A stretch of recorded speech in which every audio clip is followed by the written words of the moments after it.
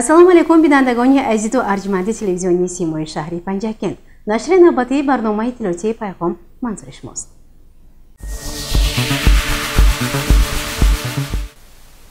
در اساس امر پرزیدنت جمهوری تاجیکستان محترم امامعلی رحمان از سنه 15 سپتامبر سال 2011 و جدول مقامات اجرایی حاکمیت دولتی ولایت سوخت در تالار مقامات اجرایی محلی حاکمیت دولتی شهر پنجکن از روی نتیجه های جنبش نیم ساله یکم سال 2024 نشست مطبوعاتی برگزار کردید.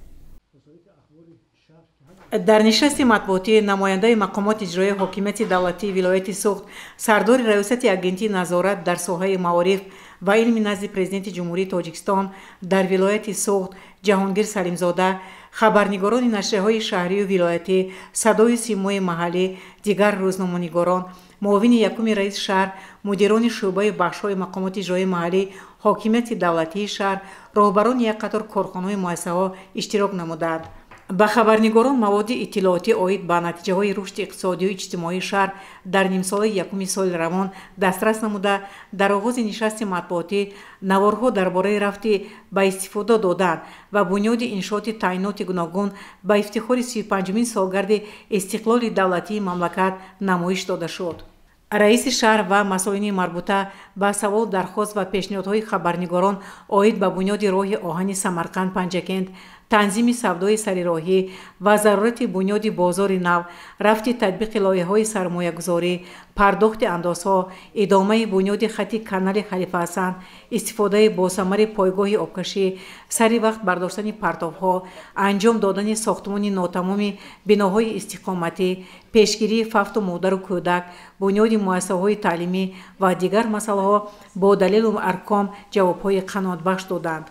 تاکید شد که مسائل‌های مطرح نموده خبرنگاران در نشست مطبوعاتی از جانب نهادهای مربوطه مورد آموزش و حل و فصل قرار داده می شود.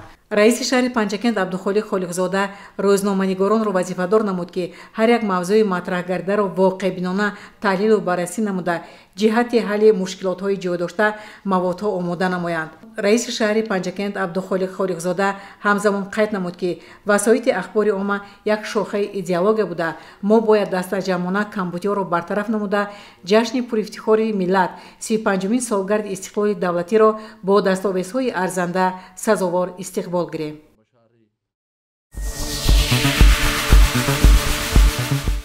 در ادامه سفرهای کاری در جماعت‌های دهات این نوبت رئیس شهر پنجکن عبدالخالق خالقزاده از جماعت دهاتی یاری بازدید کاری انجام داده با فعالان و ساکنان این جماعت ملاقات دایر نمود. با مقصد آشنایی پیدا کردن با رفت کارهای آبادانی و سازندگی و ملاقات با فعالان، رئیس شهر پنجکند عبدالخالق خالقزاده این نوبت در جماعت دهاتی یاری سفری کاری انجام داد. در دایره آمادگی‌ها به 35مین سالگرد استقلال دولتی جمهوری تاجیکستان، صاحبکاران و ساکنان دهه یاری جماعت دهاتی یاری شهر پنجکند به منفرش نمودن راه‌های حدود دهه پرداختند.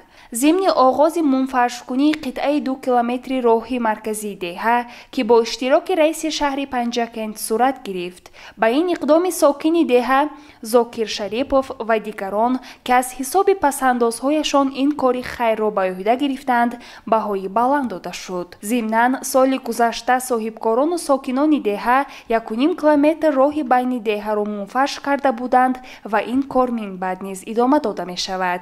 در ادامه سفر کاری رئیس شهر پنجکند با رفت کارهای تعمیری در مؤسسه‌های تعلیمی شناس شد. صاحبکاران و والدان خوانندگان مؤسسه‌های تحصیلات میانه عمومی رقم 9 و 57 دهه یاری که در آنها بیش از 3000 نفر به تحصیل فرا گرفته شدند، با مساعدت مقامات اجرایی محلی حاکمیت دولتی شهر پنجکند در تعمیر و تجدید آنها سهمگذاری می‌نمایند. ضمن بازدید از جماعت دهاتی یاری، رئیس شهر خالقزاده عبدالخالق با رفت تعمیر و تجدید مؤسسه‌های تعلیمی و آماده نمودن آنها به سال نوی تحصیل شناس شد. گفته شد که با دستگیری والدان یک قسمت بینای تعلیمی مؤسسه تحصیلات میانه عمومی رقمی 9 که سالها باز تعمیر نشده است، تعمیر اساسی شده، نو کردن بام مؤسسه تحصیلات میانه عمومی رقمی 57 دهه ادامه دارد. همچنین صاحبکاران و ساکنان دهه تصمیم گرفتند که در نزد این مؤسسه تعلیمی که در سابق بینای کودکستان جایگیر است 10 صنفخانه الوهگی بنیاد نمایند.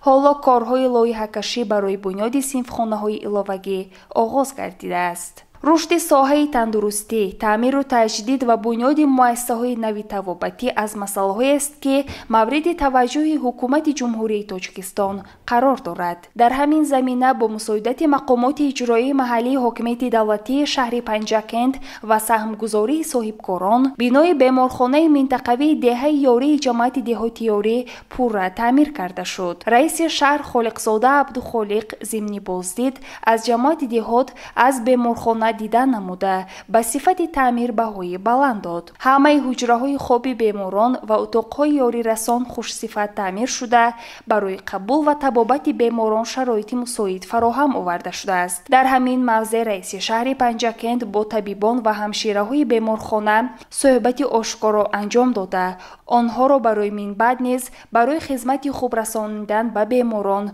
دعوت نمود. در ادامه سفر کاری در جماعت دهاتی یاری، رئیس شهر پنجکند با فعالیت حفظ شناوری که از جانب صاحبکار اسمت هدیایف برای کودکان و نورسان دهه ساخته شده است شناس شد. در گوشه دیگر صاحبکاران برای نورسان دهه میدانچه ورزشی نیز می‌سازند. با صاحبکار جهت مهیا نمودن شرایط سازگار برای تمرین و استراحت نورسان در حفظ شناوری نوساخت به مسئولین جماعت دهات برای به انجام رسانیدن ساختمان میدانچه ورزشی دستور داده شد. در دوران استقلال رشد و احیای هنرهای مردمی مورد توجه حکومت جمهوری تاجیکستان قرار گرفته. در همین زمینه با دستور رئیس ولایت سوخت رجبای احمدزاده، مقامات اجرایی محلی حاکمیت دولتی شهر پنجکند برای سرجم نمودن هنرمندان دستگیری آنها تدبیرهای عملی می‌اندیشد. ضمن بازدید از جماعت دهاتی یاری، رئیس شهر با نمونه هنرهای بانوان هنرمند دهه شناس شد. گفته شد که بانوان دهه به هنرهای دوزندگی و بافندگی و پزندگی توجه خاصه داشته، آن به دختران از دوره نورسی در هر عائله آموزانیده می شود. نمونه هنرهای بانوان یاری در نمایشگاه و فستیوال‌های شهری و ولایتی بارها به معرض تماشا گذاشته شده است. ارج گذاشتن و به جا آوردن احترام سابقه‌داران برومند را پرزیدنت جمهوری تاجیکستان محترم امام علی رحمان از رسالت راهبران همه سطح عنوان کردند. در همین زمینه رئیس شهر پنجکند ضمن بازدید از جماعت دهاتی یاری با سابقه‌داران مهنت، کشاورزان ورزیده، اسد دوستوف و صباحت قربان و دیداربینی نمود. آنها سالیان زیاد در ساحه کشاورزی زحمت کشیده، با مهنت حلال و صادقانه صاحب آبرو گشتند. در صحبت سابقه‌داران جانبداریشان را از سیاست عادلانه پیشروی معظم ملت پرزیدنت جمهوری تاجیکستان محترم امام علی رحمان و سهمگذاریشان را در تربیت جوانان ابراز داشتند. با سابقه‌داران مهنت تحفه‌های پولی و مالی مقامات اجرایی محلی حاکمیت دولتی شهر تقدیم کرده شد. در ادامه سفر کاری در جماعت دهاتی یاری، رئیس شهر پنجکند خالقزاده عبدالخالق با فعالان این جماعت ملاقات دایر نمود. در ملاقات نخست حسابات رئیس جماعت دهاتی یاری آید به کارهای انجام شده در 6 ماهه اول سال 2024 شنیده شد. همچنین در ادامه اجرای عملی مقررات قانون‌های ملی درباره مسئولیت برای تعلیم و تربیت کودک، درباره تنظیم جشن و مراسم در جمهوری تاجیکستان که با ابتکار پرزیدنت جمهوری تاجیکستان محترم امام علی رحمان در تحریر نو قبول شدند، در جمع آمد با فعالان بررسی گردید. ҳамчунин масоили иштироки фаъолона дар ободу зебо ва тозаю озода намудани деҳот, истифодаи босамари ҳар қитъа замин, бунёди иншооте ки ба муносибати 35-умин солгарди истиқлоли давлатии ҷумҳурии Тоҷикистон пешбинӣ шуданд, ба таҳсил ба коллеҷу донишгоҳҳо ҷалб намудани духтарон, пешгирӣ аз гароиши ҷавонон ба ҳизбу ҳаракатҳои ифротгаро низ дар чорабинӣ матраҳ карда шуданд. Аз ҷумла таваҷҷӯҳи фаъолон ба ободу зебо намудани маҳалли зист, истифодаи босамар аз ҳар қитъа замин, зиёд намудани майдони кишти такрорӣ, захираи зарурии маҳсулоти ғизоӣ дар ҳар оила, риояи қатъии танзими маъракаҳо, ба хидмати ҳарбӣ омода намудани ҷавонон ва дигар масъалаҳои муҳими рӯз ҷалб карда шуд. зимни мулоқот ба саволу дархост ва пешниҳодҳои фаъолони ҷамоати деҳотиёрӣ посух гуфта шуд. гузориши Сабрина Акрамова ва Шаҳбоз Қурбонов.